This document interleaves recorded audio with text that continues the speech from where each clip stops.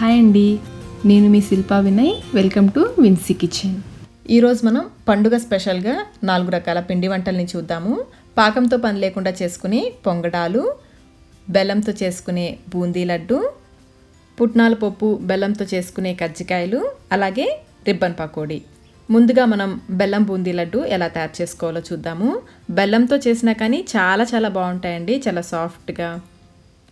ఈ బెల్లం బూందీ లడ్డు చేసుకోవడానికి ముందుగా ఒక మిక్సింగ్ బౌల్లోకి 2 కప్పుల శనగపిండి వేసుకోవాలి. శనగపిండిని చక్కగా జలించి తీసుకోండి.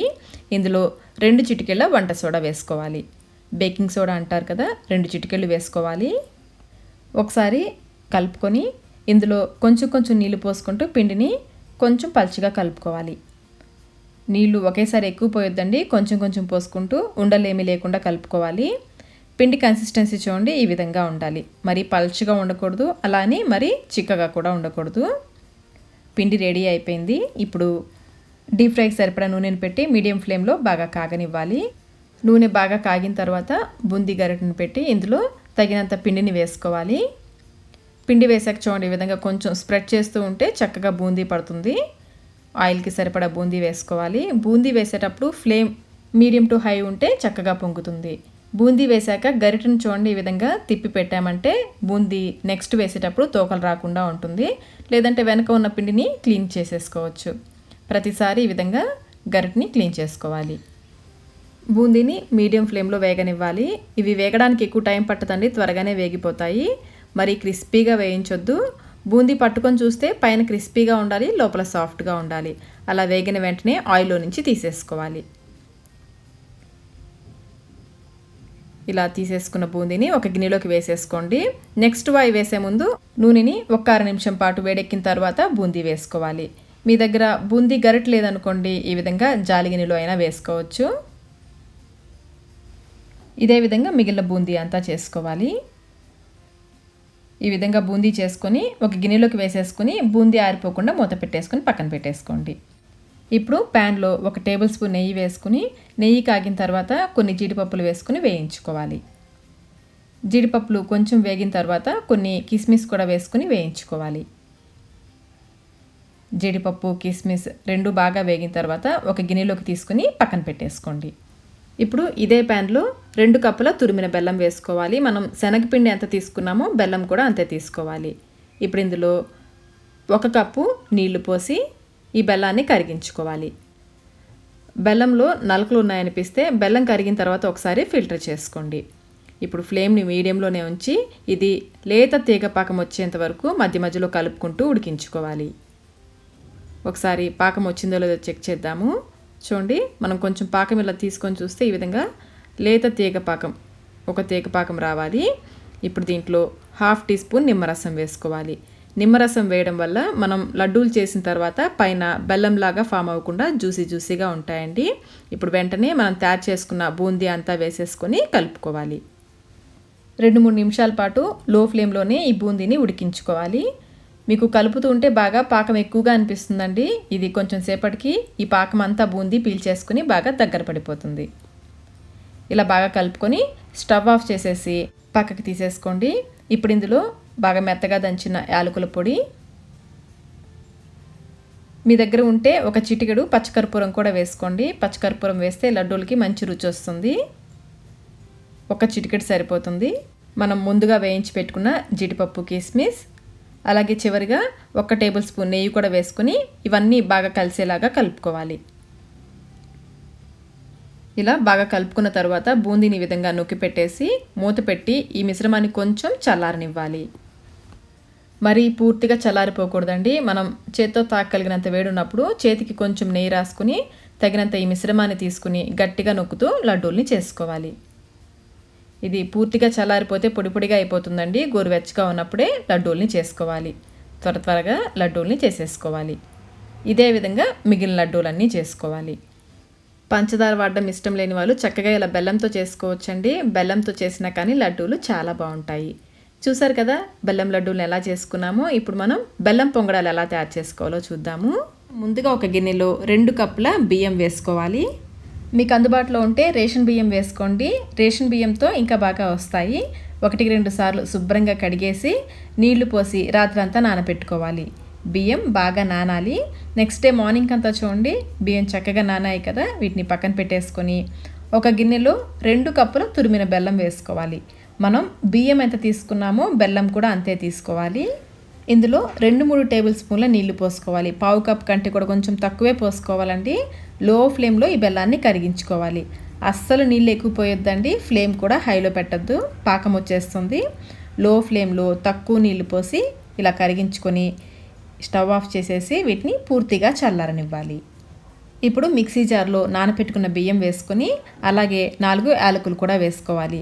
ఇందులో కూడా చాలా కొంచెం నీళ్లు పోసి గ్రైండ్ చేసుకోవాలండి. నీళ్ళు అస్సలు ఎక్కువ వేయొద్దు, వీలైనంత తక్కువ నీళ్ళతో గట్టిగా గ్రైండ్ చేసుకోవాలి. అలాగే మెత్తగా గ్రైండ్ చేసుకోవాలి. చూడండి ఈ విధంగా గట్టిగా మెత్తగా ఉండాలి. ఇప్పుడు ఇందులో మనం కరిగించుకున్న బెల్లం సిరప్ని సగం వరకు వేసుకోవాలి. మనం పిండిని గట్టిగా రుబ్బుకుంటే ఈ సిరప్ వేసాక పలచబడకుండా ఉంటుంది, అందుకనే పిండిని కొంచెం గట్టిగా రుబ్బుకోవాలి. ఈ సిరప్ వేసాక మరొకసారి గ్రైండ్ చేసుకుని ఒక గిన్నెలోకి వేసేసుకోవాలి. పిండిని మరీ పలచగా చేసుకోవద్దండి, కన్సిస్టెన్సీ చూస్తున్నారు కదా, ఈ విధంగా ఉండాలి. అలాగే మిగిలిన బియ్యాన్ని కూడా కొంచెం నీళ్ళు వేసి గ్రైండ్ చేసుకుని చివరిలో బెల్లం సిరప్ కూడా వేసి గ్రైండ్ చేసి ఇందులో కలిపేసుకొని పక్కన పెట్టేసుకోండి. ప్యాన్లో 1 టేబుల్ స్పూన్ నెయ్యి వేసుకుని నెయ్యి కాగిన తర్వాత చిన్నగా కట్ చేసుకున్న ఎండు కొబ్బరి కానీ పచ్చి కొబ్బరి కానీ చిన్న చిన్న ముక్కలుగా కట్ చేసుకుని వేయించుకోవాలి. లైట్గా కలర్ చేంజ్ అయితే సరిపోతుందండి. ఇలా వేయించేసుకుని గ్రైండ్ చేసుకున్న పిండిలోకి వేసుకోవాలి. అలాగే 1 టేబుల్ స్పూన్ నువ్వులు కూడా వేసుకోవాలి. నాకు ఆ వీడియో క్లిప్పింగ్ మిస్ అయిందండి. వేయించుకున్న కొబ్బరి, 1 టేబుల్ స్పూన్ నువ్వులు, అలాగే 2 టేబుల్ స్పూన్ల గోధుమ పిండి కానీ మైదా పిండి కానీ వేసుకోవచ్చు. ఈ పిండి ఇందులో బాగా కలిసేలాగా కలుపుకోవాలి. పొరపాటున పిండి కొంచెం పలచగా ఉందనుకోండి, 1 టేబుల్ స్పూన్ మరొక టేబుల్ స్పూన్ గోధుమ పిండి వేసి కలుపుకోవచ్చు. నాకైతే 2 స్పూన్లు కరెక్ట్గా సరిపోయింది. పిండి చూడండి ఈ విధంగా దోశ పిండిలాగా ఉండాలి. ఇలా కలిపేసుకుని మూత పెట్టి 2 నుంచి 4 గంటల పాటు పక్కన పెట్టేసుకోవాలి. నేనైతే పిండిని 3 గంటల పాటు నానబెట్టానండి. పిండి నానిన తర్వాత కొంచెం చిక్కబడుతుంది. చూడండి కొంచెం చిక్కగా అయింది కదా, ఈ విధంగా గరిట జారుడుగా ఉంటే పొంగడాలు చక్కగా వస్తాయి. ఇప్పుడు ఇందులో 2-3 చిటికెళ్ళ వంట సోడా వేసుకోవాలి. పావు టీ స్పూన్లో సగం వేసుకోవాలండి, చాలా కొంచెం వేసుకోవాలి, ఎక్కువ అవసరం ఉండదు. ఈ వంట సోడా ఇందులో బాగా కలిసేలాగా కలుపుకోవాలి. పిండి రెడీ అయిపోయింది. ఇప్పుడు బాండీలో సగం కంటే కూడా కొంచెం తక్కువే నూనె వేసుకుని మీడియం ఫ్లేమ్లో బాగా కాగనివ్వాలి. చూడండి పిండి ఇలా వేస్తే నిదానంగా పైకి రావాలి. ఇలా నూనె కాగిన తర్వాత ఒక గరిటెడు పిండిని తీసుకుని మధ్యలో ఇలా ఒక దగ్గరే పోసుకోవాలి. ఫ్లేమ్ని మీడియంలోనే ఉంచాలండి, హై ఫ్లేమ్లో పెట్టద్దు. చూడండి చక్కగా పొంగుతుందో. ఇలా బాగా పొంగిన తర్వాత నూనెని ఈ విధంగా గరిటెతో ఈ పొంగడాల పైన పోస్తూ ఉండాలి.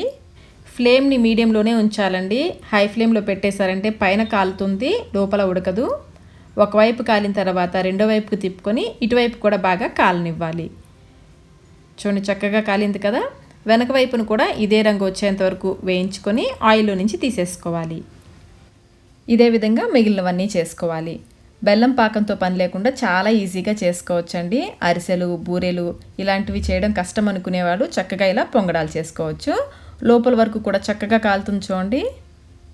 ఇప్పుడు మనం కజ్జికాయలు ఎలా తయారు చేసుకోవాలో చూద్దాము.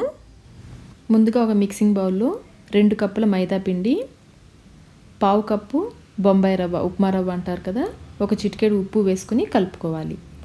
ఇందులో 1 టేబుల్ స్పూన్ నెయ్యి కానీ నూనె కానీ బాగా కాచి వేసుకోవాలి. వేడి తగ్గిన తర్వాత చేత్తో బాగా కలుపుకుంటూ పిండికి నెయ్యిని బాగా పట్టించాలి. కొంచెం కొంచెం వాటర్ పోసుకుంటూ గట్టిగా చపాతీ ముద్దలాగా కలుపుకోవాలి. ఈ విధంగా కొంచెం గట్టిగా కలుపుకొని మూత పెట్టి అరగంట పాటు నాననివ్వాలి. ఈలోపు మనం స్టఫింగ్ తయారు చేసుకుందాము. మనం ఏ కప్పుతో అయితే పిండి తీసుకున్నామో అదే కప్పుతో 2 కప్పుల పుట్నాలని మిక్సీ జార్లో వేసుకుని కొంచెం బరకగా గ్రైండ్ చేసుకోవాలి. ఈ పుట్నాల పొడిని ఒక మిక్సింగ్ బౌల్లోకి తీసుకుని దీంట్లో 1 కప్పు కొబ్బరి తురుము, 2 కప్పుల తురిమిన బెల్లం వేసుకోవాలి. ఇప్పుడు ఈ బెల్లం ఇందులో బాగా కలిసిపోయేలాగా కలుపుకోవాలి. ఇలా కలుపుకుని తిరిగి మిక్సీ జార్లో వేసుకుని దీన్ని 2 నిమిషాల పాటు గ్రైండ్ చేసుకోవాలి. బెల్లంని ఈ విధంగా పుట్నాల పిండిలో కలిపి గ్రైండ్ చేస్తే చూడండి ముద్ద కట్టకుండా ఈ విధంగా పొడి పొడిగా వస్తుంది. ఇప్పుడు ఈ పొడిని మిక్సింగ్ బౌల్లోకి తీసుకుని 1 టీ స్పూన్ ఇలాచీ పౌడర్ వేసుకుని కలుపుకొని పక్కన పెట్టుకోవాలి. స్టఫింగ్ రెడీ అయిపోయింది. పిండి కూడా నానిపోయి ఉంటుంది. ఇప్పుడు ఈ పిండిని 2 నిమిషాల పాటు ఈ విధంగా మర్దన చేసుకోవాలి. చిన్ని బాల్ సైజ్ అంతా పిండి ముద్దను తీసుకుని పొడి పిండి చల్లుకుంటూ చపాతీలాగా రోల్ చేసుకోవాలి. ఇలా రోల్ చేసుకున్న తర్వాత దీనిపైన ఈ విధంగా ఒక ప్లేట్ ఉంచి కరెక్ట్గా రౌండ్ షేప్ వచ్చేలాగా కట్ చేసుకోవాలి. ఇందులో 1.5 టీ స్పూన్ స్టఫింగ్ పెట్టుకోవాలి. ఈ స్టఫింగ్ ఇలా బయటకు వచ్చేయకుండా ఇలా మధ్యలోకి సెంటర్లోకి వచ్చేలాగా చూసుకోవాలి. ఇప్పుడు వాటర్తో ఈ ఎడ్జెస్ని ఇలా తడుపుకోవాలి. ఇలా తడిపిన తర్వాత ఒకవైపు నుంచి ఈ విధంగా చిన్నగా ఇలా క్లోజ్ చేసుకోవాలి. ఈ ఎడ్జెస్ని ఇలా ఫింగర్తో ప్రెస్ చేయాలి. ఇవి ఓపెన్ అయిపోకుండా ఈ విధంగా ఫోక్తో ప్రెస్ చేసుకోవాలి. కజ్జికాయలు చెక్కలతో చేసేవాళ్ళైతే ఈ చెక్కని ఈ విధంగా కొంచెం మైదా పిండితో డస్టింగ్ చేసుకోవాలి. ఇలా చేయడం వల్ల కజ్జికాయలు చెక్కకు అంటుకోకుండా ఉంటాయి. ఎక్స్ట్రా పిండిని ఈ విధంగా పక్కకు తీసేసుకుని ఈ తయారు చేసుకున్న చపాతీ నుంచి ఎడ్జెస్ని ఈ విధంగా వాటర్తో తడి చేసుకోవాలి. ఇందులో 1.5 టీ స్పూన్ పుట్నాల పొడిని వేసుకోవాలి. ఈ పుట్నాల పొడి ఈ ఎడ్జెస్ మీదకి రాకుండా చూసుకోవాలి. అలా ఉందంటే మనం ఆయిల్లో వేసినప్పుడు ఇవి ఓపెన్ అయిపోతాయి. కాబట్టి జాగ్రత్తగా ఎడ్జెస్ మీదకి లేకుండా చూసుకుని ఈ విధంగా గట్టిగా ప్రెస్ చేసి ఎక్స్ట్రా పిండిని తీసేసుకోవాలి. మనం పొడి పిండి చల్లాం కాబట్టి కజ్జికాయ ఈజీగా వచ్చేస్తుంది. ప్రతిసారి మీరు పొడి పిండి చల్లుకుంటూ కజ్జికాయని చేసుకోండి. ఇదే విధంగా మిగిలినవన్నీ చేసుకోవాలి. ఇప్పుడు డీప్ ఫ్రైకి సరిపడా ఆయిల్ పోసి కాగనివ్వాలి. ఆయిల్ బాగా కాగిన తర్వాత ఆయిల్కి సరిపడా కజ్జికాయలని వేసుకోవాలి. ఈ కజ్జికాయల్ని మీడియం ఫ్లేమ్లో గోల్డెన్ బ్రౌన్ కలర్ వచ్చే వరకు ఫ్రై చేసుకోవాలి. ఒకవైపు కాలిన తర్వాత నిదానంగా రెండో వైపు తిప్పుకోవాలి. చూడండి, ఈ విధంగా రెండు వైపులా ఎర్రగా కాలిన తర్వాత ఆయిల్లో నుంచి తీసేసుకోవాలి. ఇదే విధంగా మిగిలినవన్నీ ఫ్రై చేసుకోవాలి. కజ్జికాయలని ఎలా తయారు చేసుకోవాలో చూసాం కదా. ఇప్పుడు మనం రిబ్బన్ పకోడీ ఎలా చేసుకోవాలో చూద్దాము. దీనికోసం 5 పచ్చిమిర్చి, 2 ఇంచుల అల్లం ముక్క, 2 టేబుల్ స్పూన్ల వాముని, కొంచెం సాల్ట్, కొంచెం వాటర్ వేసి మెత్తగా గ్రైండ్ చేసి పక్కన పెట్టుకోవాలి. శనగపిండి 1 కప్పు. ఇక్కడ నేను 1 టీ గ్లాస్ శనగపిండి తీసుకున్నాను. ఇప్పుడు ఇదే గ్లాస్తో 3 గ్లాసులు బియ్యపిండి వేసుకోవాలి. 1 పెద్ద స్పూన్ నిండుగా వెన్న వేసుకోవాలి. వెన్నకు బదులుగా మీరు 2 టేబుల్ స్పూన్ల వేడి నూనెను కూడా పోసుకోవచ్చు. రుచికి సరిపడినంత సాల్ట్, ఇక్కడ నేను 1/2 స్పూన్ వేస్తున్నాను. ఆల్రెడీ మనం పేస్ట్లో కూడా సాల్ట్ వేస్తున్నాము. ఇదంతా వేసి బాగా కలిసేలాగా కలుపుకోవాలి. ఇప్పుడు పచ్చిమిర్చి పేస్ట్లో కొన్ని వాటర్ పోసుకొని బాగా కలిసేలాగా కలుపుకొని ఫిల్టర్ చేసుకోవాలి. ఇదే విధంగా 2-3 సార్లుగా మనం ఫిల్టర్ చేసుకుని ఈ వచ్చిన వాటర్తో మనం పిండి ముద్దను కలుపుకోవాలి. ఈ విధంగా పిండిని కలుపుకొని పక్కన పెట్టుకోవాలి. పచ్చిమిర్చి పేస్ట్ని మనం డైరెక్ట్గా వేయకుండా ఇలా వాటర్ తీసి వేయడం వల్ల ఈ రిబ్బన్ పకోడీ చాలా నీట్గా క్రాక్స్ రాకుండా వస్తాయి. డీప్ ఫ్రైకి సరిపడా ఆయిల్ పోసుకొని కాగనివ్వాలి. ఇప్పుడు మురుకుల గొట్టంలో ఇలాంటి ప్లేట్ వేసుకొని దీనికి సరిపడినంత పిండి ముద్దను పెట్టి క్లోజ్ చేసుకోవాలి. కాగిన నూనెలో ఇలా నెమ్మదిగా ఒత్తుకోవాలి. కంప్లీట్గా ఒక సర్కిల్ వేసుకుంటే సరిపోతుంది. మరీ ఎక్కువ వేసామంటే సరిగా కాలవు. ఆయిల్లో వచ్చే ఈ నురుకలు తగ్గిన తర్వాత రెండో వైపు తిప్పుకోవాలి. లైట్ గోల్డెన్ బ్రౌన్ కలర్ వచ్చే వరకు ఫ్రై చేసుకొని ఆయిల్లో నుంచి తీసేసుకోవాలి. ఇదే విధంగా మిగతా పిండి అంతటితో చేసుకోవాలి. చూసారు కదా 4 రకాల పిండి వంటల్ని. మరి మీరు కూడా ఈ పండగకి ఈ పిండి వంటలను ఒకసారి తప్పకుండా ట్రై చేయండి. ట్రై చేసి మీకు ఎలా వచ్చాయో మాకు కమెంట్ రూపంలో తెలియచేయండి. ఈ వీడియో మీకు నచ్చినట్లయితే లైక్ చేయండి. మీ ఫ్రెండ్స్కి, ఫ్యామిలీ మెంబర్స్కి షేర్ చేయండి. Thank you.